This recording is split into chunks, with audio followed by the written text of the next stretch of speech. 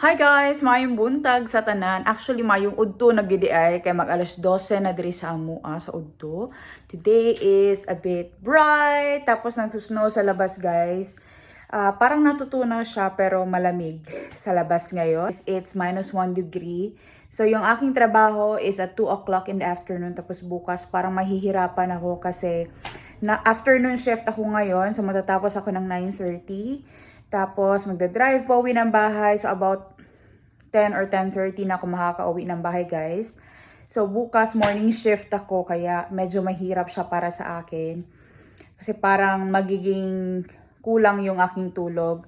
But anyway, tomorrow, since I will be morning shift, I will not be able to cook food pag uwi ni Nico ng bahay. And today din, meron pa lang pagkain sa ref, pero konti na lang siya. Ang ginagawa kasi ni Nico guys, kapag umuwi siya ng bahay, hinihintay niya si Anika, tapos sabay silang kumakain. Kasi si Anika, she doesn't like the food in the school, though it's free. But sometimes, there are food na hindi niya talaga gusto.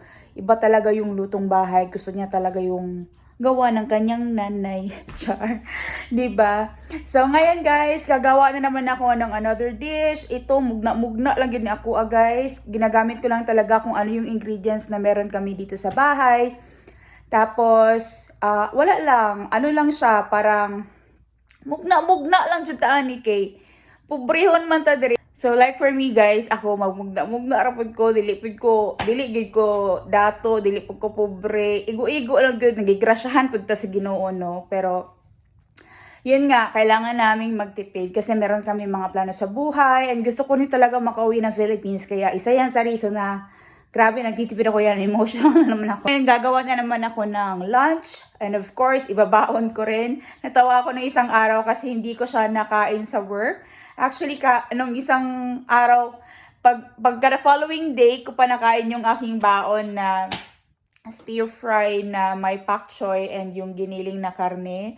But I'm so happy kasi busog na busog ako kasi yung araw na nakain ko na yun guys, yun talaga yung flavor niya is nanuot talaga siya dun sa karne. And I'm so happy na masarap din pala talaga yung naluto ko. Tsaka konti na lang talaga, mga 2 kutsara na lang siguro yung natira doon sa ref guys. So kailangan ko talaga magluto ng pagkain. Naalala nyo to guys, ito yung mga ingredients na nakuha ko doon or nabili ko for 8 euros. Actually, these are just a few of it. So, yung first na nakuha ko na portobello, hindi ko pa siya nagamit. So, ngayon gagamitin ko na. Meron pa rin natira sa mga sibuyas and yung garlic. Galing din ito doon sa 8 euro. Meron pa ako ditong paprika. Tapos yung butter. Na plant-based siya na butter. Tapos yung noodles. Fettuccine. Pasta. This is a fresh pasta.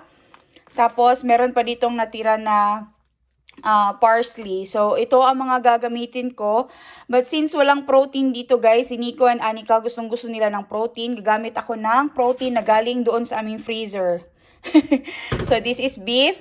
Tapos, gagamit din ako ng fondue na beef. Actually, may plano akong gumawa ng ganito. Kasi, bakit pa ako bibili kung meron naman akong nakukuhang mga vegetables doon, di ba?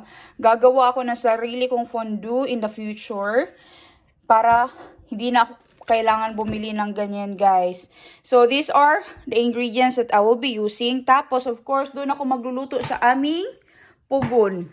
Yan, naghaling na ko, guys. Ako na nang gibutangan og kuan. Kanang gihalingan na nako na siya. Diyan ako magluluto para hindi na ako gumamit ng kuryente. Samahan niyo ako, gawa tayo ng pagkain na naman ulit. Gamitin natin yung mga ingredients galing sa 8 euro na shopping.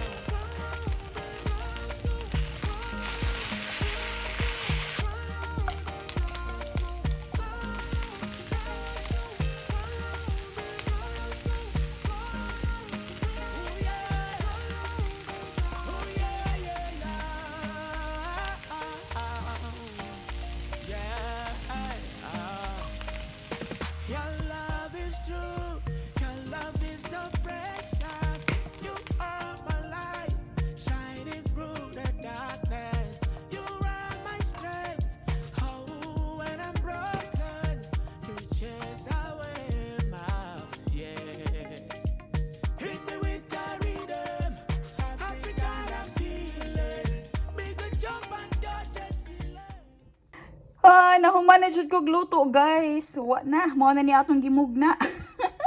Gumawa lang ako ng stir fry na beef, nilagyan ko siya ng onion and nung paprika.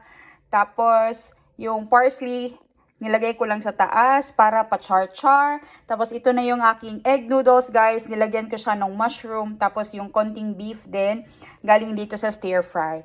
Ayan. So, meron akong dalawang ulam. Merong carbs, merong protein.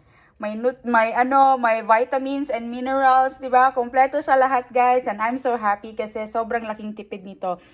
Kung ito kakain ako sa restaurant, napakamahal nito, guys, kasi nga may additional na sila na service fee. But I'm so happy that we were able to get a lot of food from the 8 euro shopping, and this is like a blessing for us already.